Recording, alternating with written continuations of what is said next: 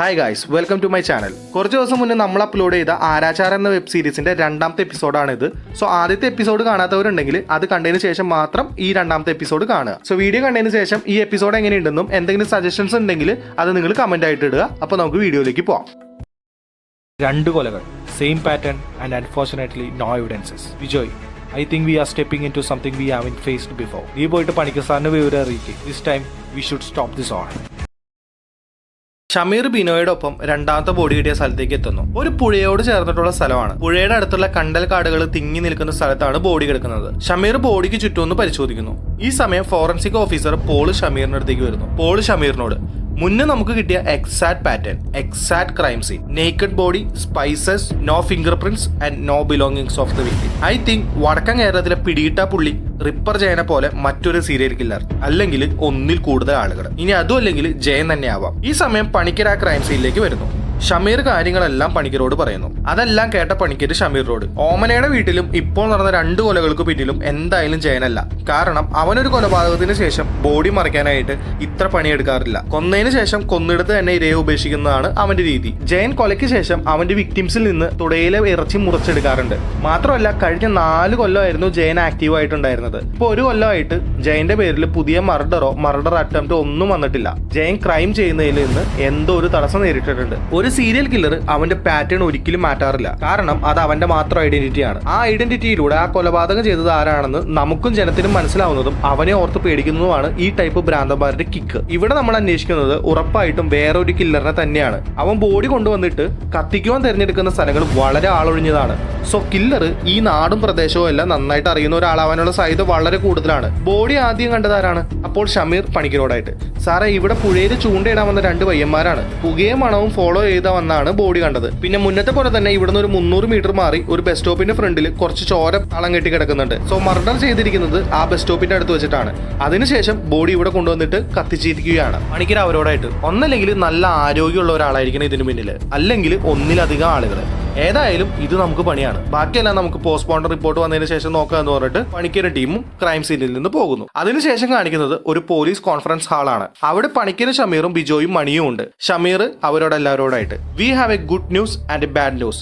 ആദ്യം നമുക്ക് ബാഡ് ന്യൂസിൽ നിന്ന് തുടങ്ങാം. 2 കൊലകൾ കഴിഞ്ഞിട്ടും മരിച്ചത് ആരൊക്കെയാണെന്ന് കണ്ടെത്താൻ പോലും നമുക്കായിട്ടില്ല. പോസ്റ്റ്മോർട്ടം റിപ്പോർട്ട് അനുസരിച്ച് 2 കൊലയും തലയ്ക്ക് കിട്ടിയ അടി മൂലമാണ് നടന്നിരിക്കുന്നത്. കൊലയാളി ആരാണെന്നോ ഇവൻ മരിച്ച 2 പേര് ആരാണെന്നോ പോലും നമുക്ക് കണ്ടെത്താനായിട്ടില്ല. പണിക്കരപ്പോ അവരോടായിട്ട്, ഇവിടെ നമ്മൾ മിസ് ചെയ്യുന്ന ഒരു കാര്യമുണ്ട്. എല്ലാവരും ആകാംക്ഷയോടെ പണിക്കര് നോക്കുന്നു. ആളൊഴിഞ്ഞ ഉള്ളിലേക്ക് കയറിയുള്ള സ്ഥലത്തിട്ടല്ലേ ബോഡി കത്തിക്കുന്നത്. എന്നാൽ കൊല നടന്ന് പിറ്റേന്ന് തന്നെ നമുക്ക് ആ ബോഡി കിട്ടുന്നുണ്ട്. ആൾപെരുമാറ്റം ഇല്ലാത്ത സ്ഥലത്ത് ബോഡി കത്തിച്ചിട്ട് അതിന്റെ പിറ്റേന്ന് തന്നെ നമുക്ക് ആ ബോഡിയും കിട്ടുന്നുണ്ട്. ഇതിലെന്തോ പന്തികേടില്ലേ? ഷമീർ, സാറേ, അത് ചിലപ്പോൾ ഒരു കോയിൻസിഡൻസ് ആയേക്കാം. ഈ 2 ബോഡിയും ആദ്യം കണ്ടത് ഈ നാട്ടുകാരിൽ ചിലർ തന്നെയാണ്, അതും വളരെ ആകസ്മികമായിട്ട്. അതൊരു കോയിൻസിഡൻസ് അല്ല എന്ന് ഉറപ്പിക്കണമെങ്കിൽ അടുത്ത ഒരു കൊല നടക്കുന്നവരെ നമ്മൾ കാത്തിരിക്കേണ്ടതായിട്ടുണ്ട്. ഇത് കേട്ട് ബിജോയും മണിയും ഞെട്ടുന്നു. മണി, അടുത്ത കൊലയോ? Shameer, of course. പണിക്കർ സാറും പോൾ സാറും പറഞ്ഞ പോലെ ഇതിന് പിന്നിൽ റിപ്പർ ജയനെ പോലെ ഒരു സീരിയൽ കില്ലർ ആണെങ്കിൽ കൊലകൾ ഇനിയും തുടരും. ഇപ്പോൾ പണിക്കർ ഷമീറിനോടായി, ഷമീറെ, ഗുഡ് ന്യൂസ് എന്താണ്? ഷമീർ അപ്പോൾ അവരോടായിട്ട്, ഓമനയുടെയും മകളുടെയും വീട്ടിൽ നിന്ന് ഫിംഗർ പ്രിന്റ്സ് കളക്ട് ചെയ്തിരുന്നല്ലോ. ആ വീട്ടിലെ പുറകുവശത്തെ വാതിലിൽ നിന്നും ഫ്രഷ് ആയിട്ടുള്ള ഫിംഗർ പ്രിന്റ്സ് നമുക്ക് അന്ന് കിട്ടിയിരുന്നു. കൃത്യം നടന്ന അന്ന് രാത്രി ഉണ്ടായ ഫിംഗർ പ്രിന്റ്സ് ആവാം അത് എന്നാണ് പോൾ സാറ് അന്ന് പറഞ്ഞത്. അതുകൂടാതെ ആ വീട്ടിൽ നിന്ന് കുറച്ച് ഫിംഗർ പ്രിന്റ്സ് നമ്മൾ കളക്റ്റും ചെയ്തിരുന്നു. അത് മരിച്ച ഓമനയുടെയും ഓമനയുടെ അമ്മായിയമ്മയുടെയും ഓമനയുടെ ഹസ്ബൻഡ് രാജന്റെയും ഫിംഗർ പ്രിന്റ്സ് ആണ്. നമുക്ക് വാതിലിൽ നിന്ന് കിട്ടിയ ഫ്രഷ് ഫിംഗർ പ്രിന്റ്സ് ഓമനയുടെ ഭർത്താവ് രാജന്റെ ഫിംഗർ പ്രിന്റ്സ് ആയിട്ട് മാച്ചിങ് ആണ്. ബിജോയ് ഷമീറിനോട്, അല്ല സാറേ, രാജൻ ആ വീട്ടിലെ ആളല്ലേ, സോ അതിന് നമുക്ക് സംശയിക്കാൻ എന്താണ്? ഷമീർ അപ്പോൾ എല്ലാവരോടായിട്ട്, ബിജോയ് ഒരു കാര്യം മറന്നുപോയി. രാജന്റെ അമ്മ പറഞ്ഞത് കുറച്ച് ദിവസങ്ങൾക്ക് മുന്നേ രാജൻ ജോലി തേടി ആ വീട് വിട്ടു പോയി എന്നാണ്. അതിനുശേഷം അവൻ ആ വീട്ടിലേക്ക് തിരിച്ചു വന്നിട്ടുമില്ല. പിന്നെ എങ്ങനെയാണ് കൊല നടന്ന വീട്ടിൽ നിന്ന് ഒരു ദിവസം മാത്രം പഴക്കമുള്ള രാജന്റെ ഫിംഗർ പ്രിന്റ് നമുക്ക് കിട്ടുക? സോ കൊല നടന്നെന്ന് രാജൻ ആ വീട്ടിൽ വന്നിരുന്നു എന്നത് ഏറെക്കുറെ ഉറപ്പാണ്. ഈ രാജന്റെ സംശയരോഗവും ഓമനയോടുള്ള ദേഷ്യമൊക്കെ വെച്ചിട്ട് ഇതിനു പിന്നെ രാജൻ തന്നെയായിരിക്കും, ഉറപ്പാണ്. പണിക്കരപ്പോ അവരോട്, സോ രാജന് കിട്ടിക്കഴിഞ്ഞാൽ ഓമനയുടെയും കുഞ്ഞിന്റെയും കേസ് കഴിയും. ഷമീർ അപ്പോ അവരോടായിട്ട്, നമ്മൾ കേരളത്തിലെ എല്ലാ സ്റ്റേഷനിലേക്ക് രാജന്റെ ഫോട്ടോയും ഡീറ്റെയിൽസ് അയച്ചു കൊടുത്തിട്ടുണ്ട്. നാളെ മുതൽ പത്രത്തിലും അവന്റെ വാണ്ടഡ് ന്യൂസ് വരും. വൈകാതെ തന്നെ നമുക്ക് അവനെ കിട്ടും സാറേ. പണിക്കര്, രാജൻ തന്നെയാണ് ഓമനയുടെയും കുഞ്ഞിന്റെയും മരണത്തിന് പിന്നിലെന്ന് ഉറപ്പിക്കാൻ പറ്റുന്ന കുറച്ച് തെളിവുകൾ കൂടെ നമുക്ക് വേണം. അതിന് നമുക്ക് രാജനെ പിടിക്കണം. പക്ഷെ ജനങ്ങളെ പേടിപ്പിക്കുന്നത് സീരിയൽ കില്ലർ കേസാണ്.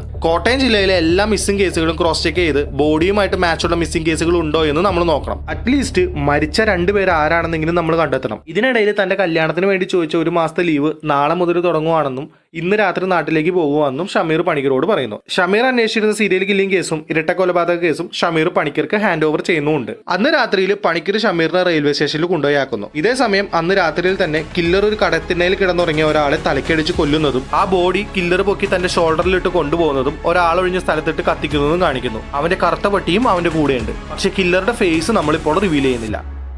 പിറ്റേന്ന് രാവിലെ പണിക്കര് ക്രൈം സീനിലേക്ക് പോകുന്നു. ക്രൈം സീനിൽ ഒരു കത്തി കരിഞ്ഞ ബോഡിയുണ്ട്. അവിടെ ചുറ്റും ആൾക്കൂട്ടവും ഉണ്ട്. അവിടെ ബോഡി ചെക്ക് ചെയ്യുന്ന ഫോറൻസിക്കിലെ പോൾ സാറ് ഇത്തവണയും തെളിവൊന്നുമില്ലെന്ന് പണിക്കരെ നോക്കി തലകൊണ്ട് ആംഗ്യം കാണിക്കുന്നു. പണിക്കര് ബോഡി ചെക്ക് ചെയ്ത് തിരിച്ചു പോകുമ്പോൾ അവിടെ കൂടിയിരിക്കുന്ന നാട്ടുകാർ പോലീസിനെ കൂകി വിളിച്ചും കൊലയാളിയെ പെട്ടെന്ന് കണ്ടുപിടിക്കണമെന്നൊക്കെ പറഞ്ഞിട്ട് ഒച്ചപ്പാടുണ്ടാക്കുന്നുണ്ട്. നാട്ടുകാരുടെ ബഹളത്തിനിടയിലൂടെ പണിക്കര് തന്റെ ജീപ്പിൽ കയറുന്നു. ബിജോയ് പണിക്കരുടെ ഒപ്പം ഓടിപ്പോയിട്ട് ഡ്രൈവിംഗ് സീറ്റിൽ കയറുന്നു. പണിക്കർ അപ്പോൾ ബിജോയിനോടായിട്ട്, ബിജോയ്, ഇനി ഒരു കൊല കൂടി നടക്കാനായിട്ട് നമ്മൾ സമ്മതിക്കരുത്. ജനങ്ങൾ വരെ നമുക്കെതിരായി തുടങ്ങി. ഇന്ന് മുതൽ നൈറ്റ് പട്രോളിംഗ് തുടങ്ങണം. സംശയമുള്ളവരെ മുഴുവൻ കസ്റ്റഡിയിൽ എടുക്കണം. ഇനി അവനിങ്ങനെ വിട്ടുകൂടാ. എത്രയും പെട്ടെന്ന് നമ്മൾ അവനെ പൂട്ടണം.